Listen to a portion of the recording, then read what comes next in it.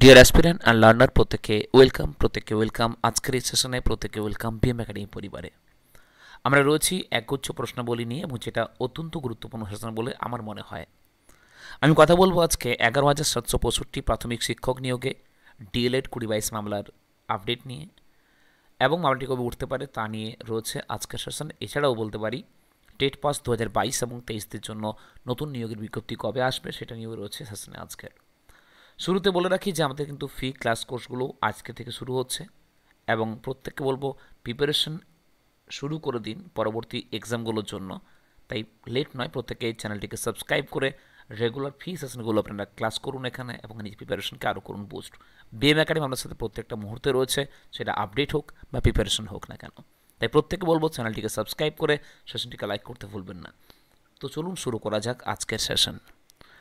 11,765 যে শিক্ষক নিয়োগ প্রক্রিয়া চলছে অনগোয়িং, যেখানে শুধুমাত্র এটা স্টের জন্য মামলাটি কিন্তু পড়ে রয়েছে পেন্ডিং, সেটা কিন্তু 12 জানুয়ারি মামলাটি উঠছে এবং কী হয় না হয় তা যতটুকু আপডেট রয়েছে তা হচ্ছে 12 জানুয়ারি কিন্তু মামলাটি ওঠার সম্ভাবনা প্রবল পরিমাণে রয়েছে। বলে রাখি, যদি জানুয়ারির মধ্যে যদি এটা ক্লিয়ার আপডেট চলে আসে তবেই কিন্তু, যেহেতু পর্ষদ সভাপতি মহাশয় বলেছেন 22-এর নিয়োগ পদ্ধতি কমপ্লিট না হলে নতুন নিয়োগের বিজ্ঞপ্তি আনা সম্ভব নয়, যদি তার কথাতে প্রাধান্য দিয়ে আমি এগিয়ে চলি বা আমরা এগিয়ে চলি, তাহলে দেখুন জানুয়ারিতে যদি স্টে উঠে যায়, ফেব্রুয়ারিতে নিয়োগ পদ্ধতি কমপ্লিট করতে সময় মিনিমাম লাগবে 1 মাস। সেই নিয়োগ পদ্ধতি কমপ্লিট করার পর নতুন নিয়োগের বিজ্ঞপ্তি দিতে দিতে কিন্তু ইলেকশন চলে আসছে, তাহলে কিন্তু কোনোভাবেই ইলেকশন আগে পসিবল হবে না। যদি আপনারা নিজেরা ছিনিয়ে নিয়ে আসতে পারেন দাবি দাওয়া করে, নিজেরা 2 জানুয়ারি প্রত্যেকটি টেট পাস 2022 টেট পাস প্রার্থীরা যাচ্ছেন, তারা যদি আনতে পারেন তাহলে সেটা ডিফারেন্ট কথা এবং আনার চেষ্টা করতে প্রত্যেককে বলবো আমি। 12 জানুয়ারি যদি মামলার রায় হয়তো যদি শুনানি চলে আসে, তাহলে আমরা আশা করতে পারি ফেব্রুয়ারির মধ্যে কিন্তু নিয়োগ পদ্ধতি হয়তো বা কমপ্লিট হতে পারে। কমপ্লিট হয়ে গেলে কিন্তু সময় রয়েছে, কারণ মার্চের মিডিলের থেকে আশা করা যায় হয়তো ইলেকশনের ডেট চলে আসবে এবং কোড অফ কন্ডাক্ট হয়তো চালু হয়ে যেতে পারে। সেক্ষেত্রে কোনো সমস্যা হবে নতুন নিয়োগের বিজ্ঞপ্তি প্রকাশ করতে, যদিও সেটা বিজ্ঞপ্তি প্রকাশ করতে করতে ইলেকশন চলেই আসছে।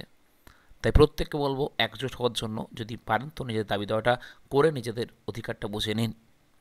সেকেন্ড কথা হচ্ছে যে 2000 TET 22 TET pass 23 TET pass যারা রয়েছেন, 23-এ টেট পাস বলা ভুল, কারণ তাদের রেজাল্ট এখনও পেন্ডিং রয়েছে। তবে আশা করছি 23-এর রেজাল্ট মানে 22-এর যে অনগোয়িং রিক্রুটমেন্ট চলছে তা কমপ্লিট হওয়ার আগে কিন্তু রেজাল্ট প্রকাশ করে দেওয়া হবে এবং 23-এর খুব মানে সামান্য মাত্রায় যে কয়েকটি পাস করবেন পরীক্ষার্থী তারা কিন্তু হয়তো বা পরবর্তী নিয়োগ প্রক্রিয়ায় অংশগ্রহণ করতে পারেন, যদি আমাদের পর্ষদ সভাপতি মহাশয় চান বা আমাদের যারা যারা রয়েছেন উচ্চ দপ্তর তারা যদি চান এখানে, সেটা ওনারাই বুঝবেন। ওনারা কী করবেন না করবেন সেটা আমার বলার বিস্তর কোনো তথ্য নেই আমার কাছে, বা আমার সেটা বলার রাইটসও নেই আমার কাছে। তবে আশা করছি হয়তো পেতে পারেন, আশা করছি এটা।